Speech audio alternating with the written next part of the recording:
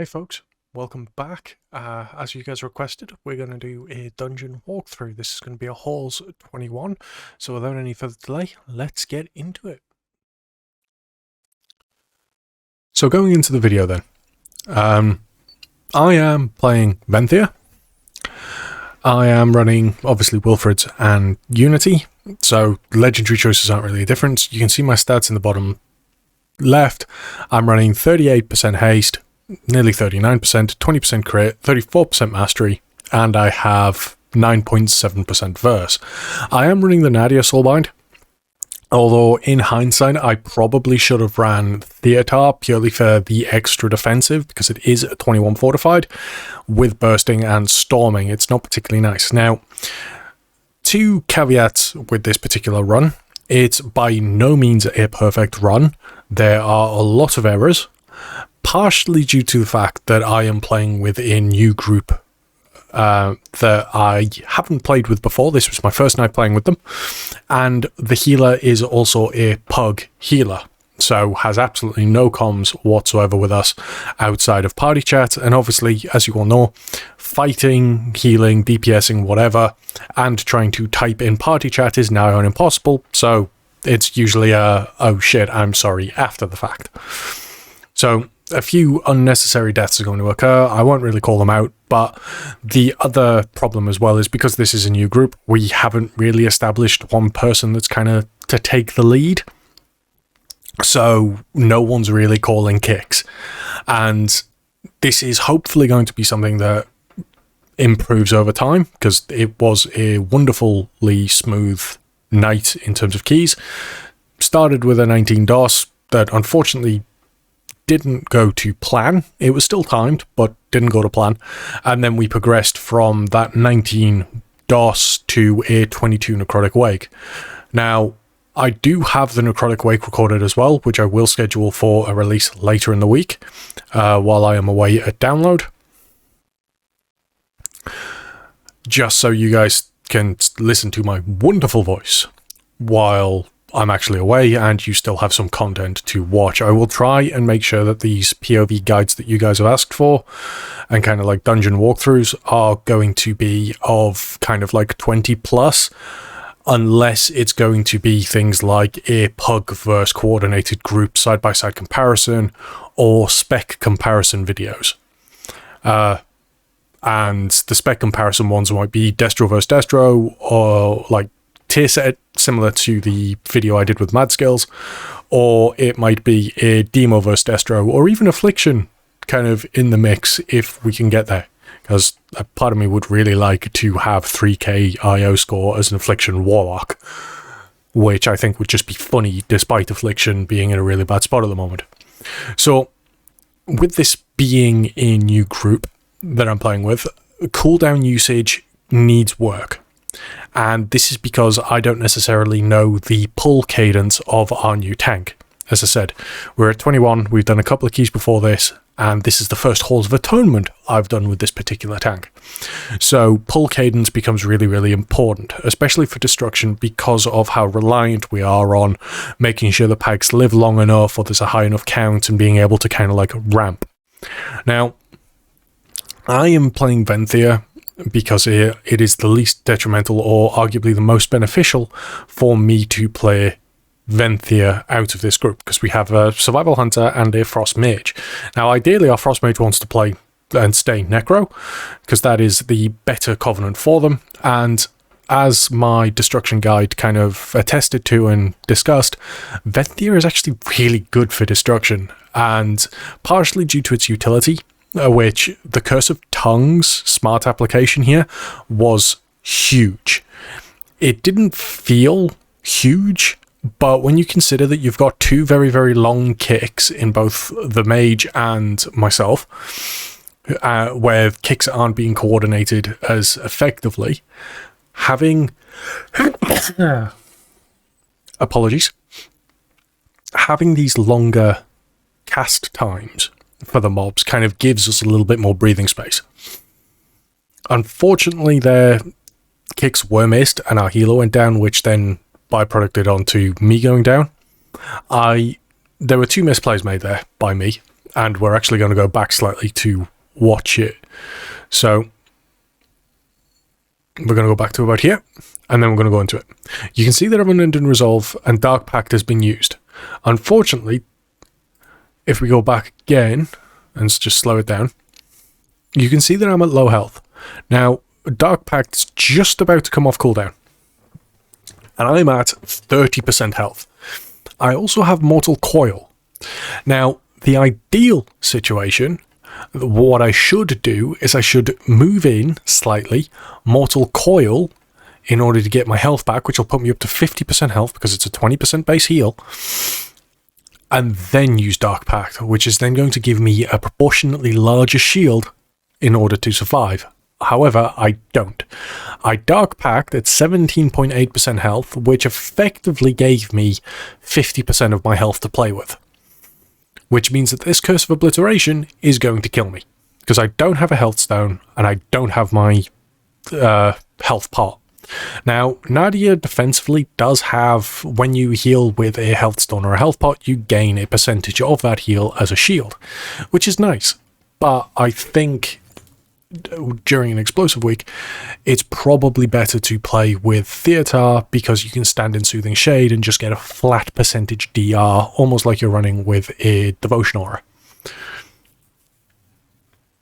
And also the increased mastery from Theater anyway acts as a passive damage reduction anyway, due to Chaotic Energies, which is our mastery. A slightly worse version of versatility because there is that RNG element, but still it is a DR element. Now, a Chaos Bolt there, primarily because the Obliterator was close to death and I just wanted it down during the Havoc window. So, should have probably Rain of Fired, especially seeing as we are pulling these Groundskeepers, but I made the call prior. Because again, kind of like pulling cadence and using method tools for kind of pull maps isn't something we've got around to doing yet. So this pack really goes down. I put cookies down because obviously if I'm running low on cookies, other people are going to be running low on cookies. Because I am a compulsive cookie eater at this point. I think my character should be painted blue and, you know, go on Sesame Street. Nom nom nom nom nom. That weak aura, I love that weak aura, but it can get irritating for people, I appreciate. So, I've got all my cooldowns back, and this next pull is hopefully a big one, because then I get to pop everything, and thankfully the tank does pull through. We do end up with a big pull. I have a Mouse over Havoc macro, and I think it's about time that we Mouse over Kick for things like the Obliterators, so I will probably look into macroing that and testing it, and then putting it on one of these videos for you guys, because that particular targeting the Obliterator to manually kick was wasted time, let's be honest. So something to work on, but because this pack was a nice enough pack, we do a reasonable amount of damage and can just kind of spiral things. When you have this many targets, what you should be doing in between your Rain of Fire windows, when you can't burn anything, like here for instance, you immolate in between, because these mobs were going to live a while, and towards the end there you just use your Conflax. Now, these little white motes that you can see flying around are a result of me having a crafted ring on. Now, that particular perk that's been added to the ring isn't particularly great, because as you can see, there are a lot of motes that are just left there that I just don't bother picking up, because it's unnecessary movement. So, I think in hindsight, if you're going to have a crafted ring, you get something with like a speed on it, so you have, or you can move around slightly faster if you need to, rather than the potential for increased intellect, because there are a couple of times where I go to try and grab it and just nothing happens. So, as you saw earlier in one of the Halkias pulls. Now, we're talking over Discord at this point about what the next pull is going to be, and it's decided that we're going to pull the relics onto the Shard of Halkias pack, so we're going to end up with a relatively big pack here, which is where we start coordinating things like, okay, well, we're going to take this Loyal Stormborn to our right just as this pack dies. So you can see that I'm actually slowing down on the DPS to set up for this Stoneborn, and I take the Stoneborn just as the bursting goes off. So we actually have the DR for it, which I'd like to say is big brain, but for 2 stacks, it's nah. It would have been big brain if something was going to go off and we were about to have like 7 stacks, maybe. But again, this is actually a really, really nice pull, and I've got to give credit to Raiden, our survival hunter, for this. The dude pulled nearly 90k DPS on this. Correction, he did pull 90k DPS on this. And as a Destruction Warlock, I'm just having to like climb and rotate up. Now, this particular pull is one of the ideal pulls where you have that discussion between Venthyr versus Night Fae. If I was playing Night Fae, my burst would have been higher because I would have had that 20% additional haste and crit from Soul Rot, Decaying Soul Satchel, paired with the 15% haste from Dreamweaver, because I would have had Spring Blossoms, which means that things like my Rain of Fire and everything else would have absolutely slapped. However, we wouldn't have had the Smart Curses for Venthyr, we wouldn't have had the Laurel Stormborn, and at the same time, we wouldn't have just had the raw damage that our Impending Catastrophe does, because in terms of actual damage, over the course of this dungeon, it did something like 6 million damage, which, in terms of damaging abilities, put it third behind both Infernal and Rain of Fire, which is ridiculous for a Covenant ability dot that I was primarily using for the utility side of stuff that Venthyr gave for the key anyway. Whereas Soul Rot's actual damage component is like 600k at the end of a key. So it's a toss-up.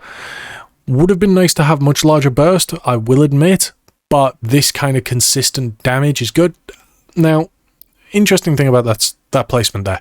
I thought that we were going to pull this pack further towards the next Stoneborn and kind of pull it preemptively, at which point the circle was going to be useful because I'm going to ping back and pick up the Loyal Stormborn that's at the top via line of sight and a ranged spell. But in the end, I don't really need it because as a ranged, I'm kind of already halfway there.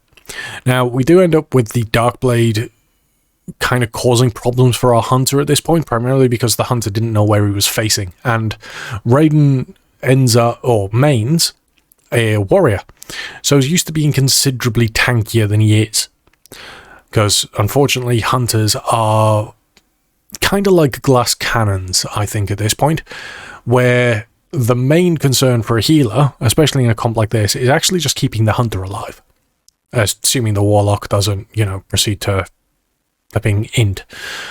But I never said I'm perfect, and I'm still learning. So you can see there that as the pack's dying, I just run off to the Stoneborn.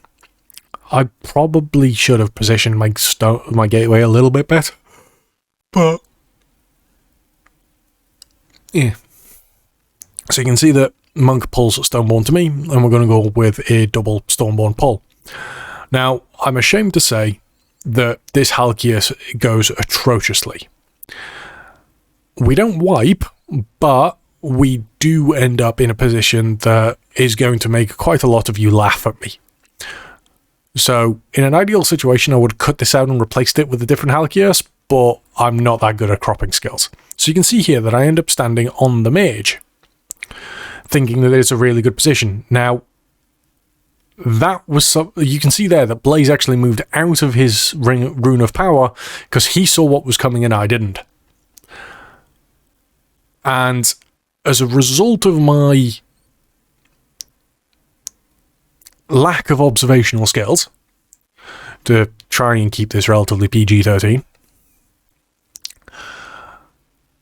I ended up losing both Loyal Stormborns long before they were due to depart, which kind of hampers the DPS slightly and extends this fight beyond where it should have been.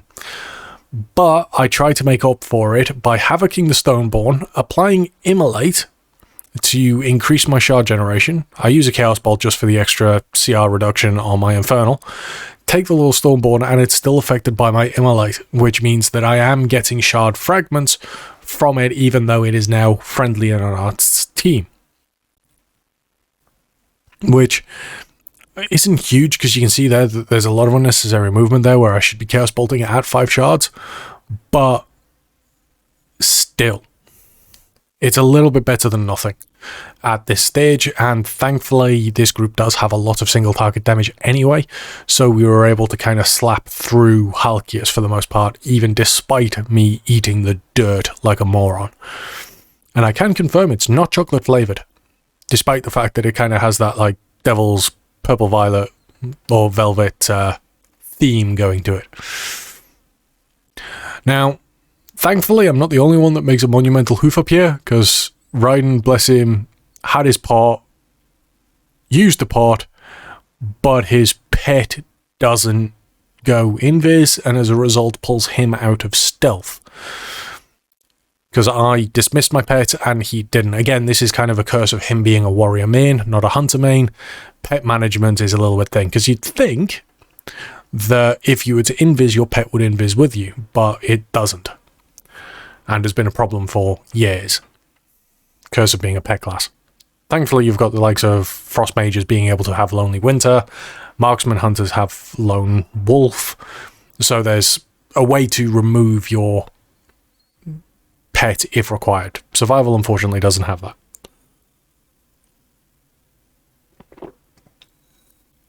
And there we just waited for Raiden to revive his pet, because, as I said, it did die. Now, for Echelon, the way that Destruction Warlock wants to deal with this is you want to burst early and you want to burst hard. Now, this is because you can get a lot of AoE value early on as you're trying to establish the fight. So, by having my Infernals out, they are pulsing AoE on these Stoneborns, or these little imps, even while we're stunned. And we very nearly got the last two to die while we were stunned. An extra rain of fire or a crit would have done the job. But it's fine, it's not really a problem. Now, the demonic circle is kind of going to make a name for itself in a moment, because what you're about to see is as the Curse of Stone comes out, bearing in mind this is a curse, so mages can dispel themselves and druids can remove the curse as well, you can make it so more people can move. So generally as a mage, you might want to use it on yourself so you can keep DPSing and let the healer do their job, or if you have a healer that can't decurse, you can help the group out essentially. Now, because the druid ran onto me, using my demonic circle to get out as soon as the stun ended enabled me to prevent taking any damage. You can see there that that's actually how the Infernals are supposed to work early on in the fight, because we did manage to get the final imp down before the leap, purely due to things like immolation aura from our pets. The problem here is because it's not a tyrannical week and Echelon is going down ridiculously quickly, I don't have my Infernal for the next pack, and generally speaking, this isn't a problem from a group perspective because we're more concerned about getting the keep done. In terms of flashy overall DPS though, where you can turn around and be like, oh, I did, 30k overall in a dungeon, or 27, or whatever it is that you want to be flashy about, you kind of need to do your AoE damage rather than your single target, because that's where you can inflate your numbers. Now, unfortunately, we end up in this position where I couldn't see where the other Houndmaster was facing. I could see one, and it was facing the door and the tank, and everything was safe. I didn't see the second one aiming through everything at me. And as you can see, I died very quickly. I got time to get my Rapid Contagion off, and then I was dead. No, not my Rapid Contagion, my Impending Catastrophe, sorry. And that kind of hurts the pack in general. But also, the other thing that hurt as well, because I targeted a Houndmaster and there was a gap, it didn't spread to the other target. So I had a very weak Impending Catastrophe there.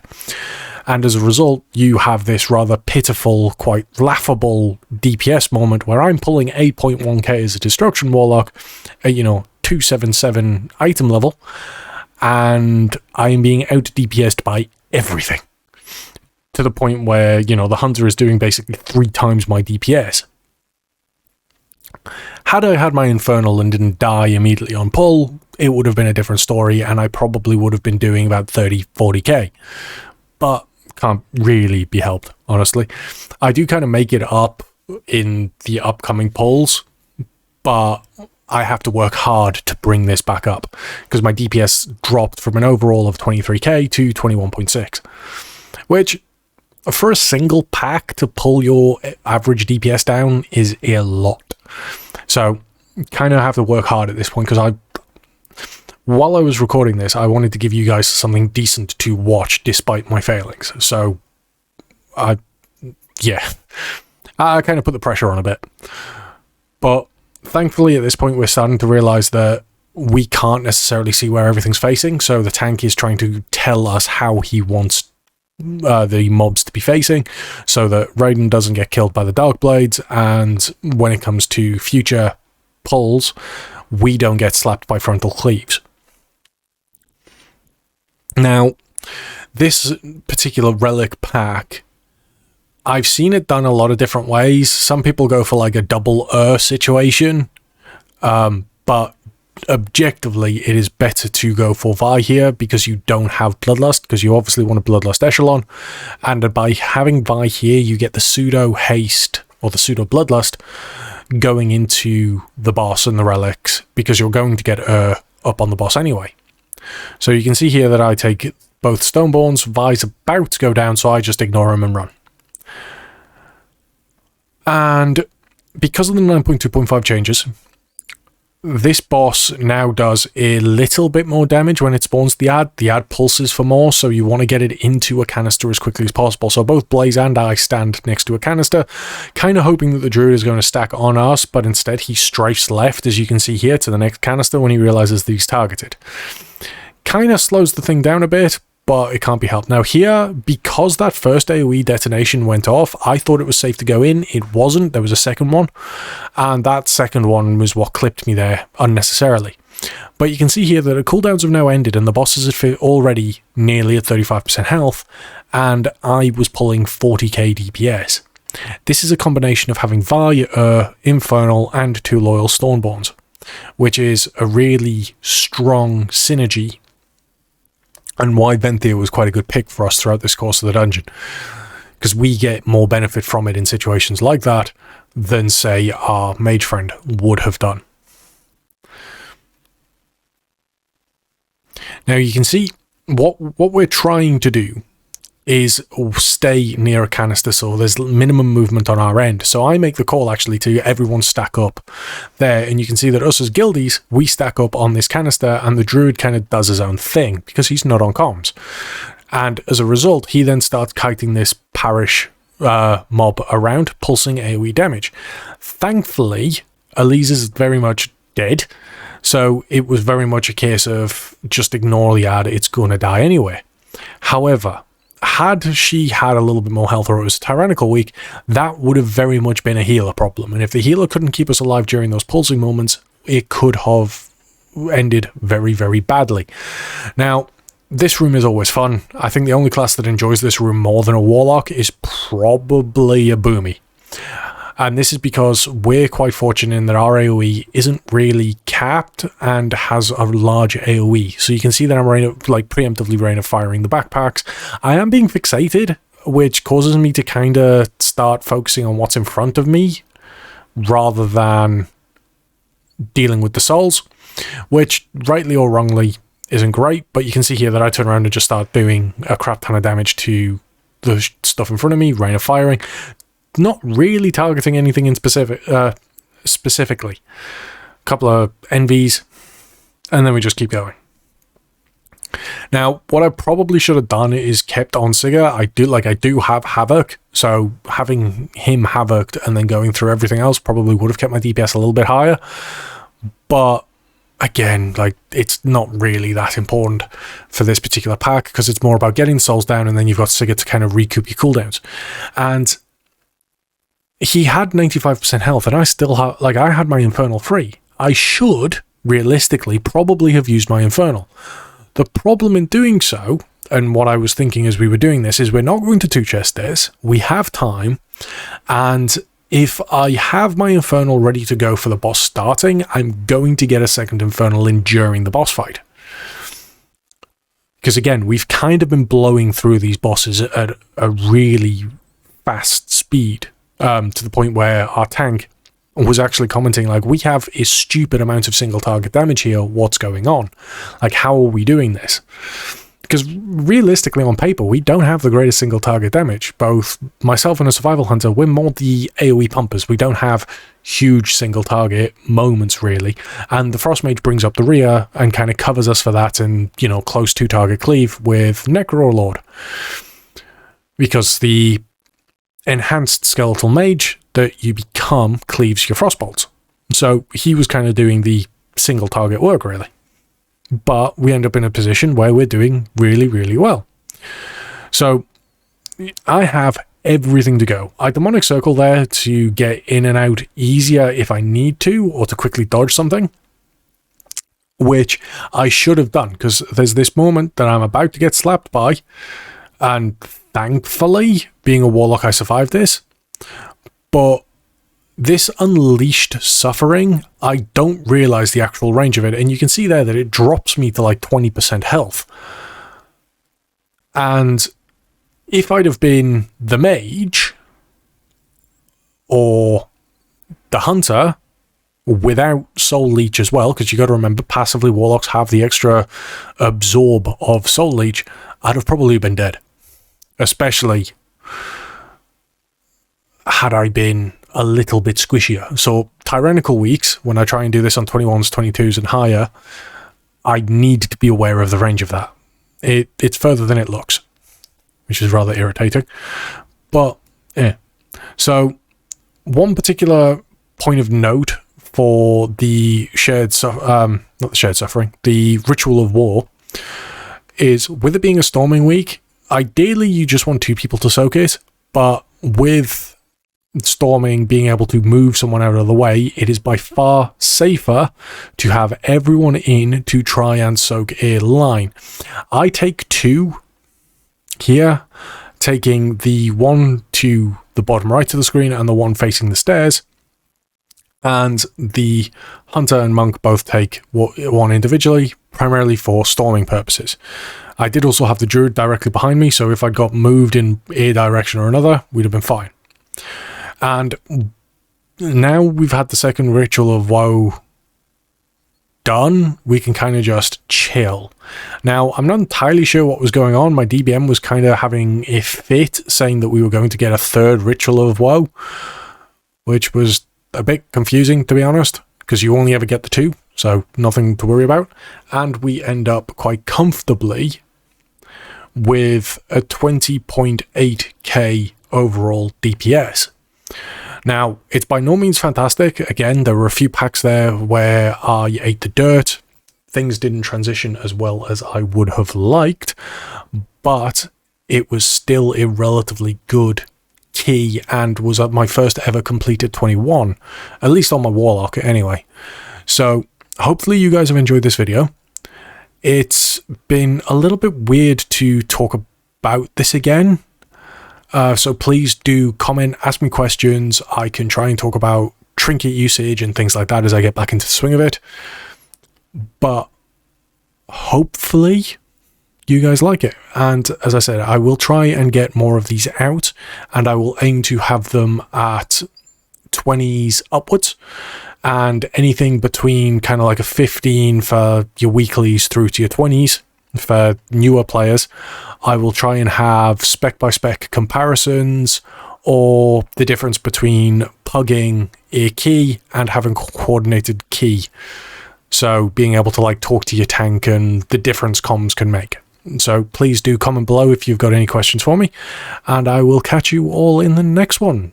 Take it easy, folks, and have a good one.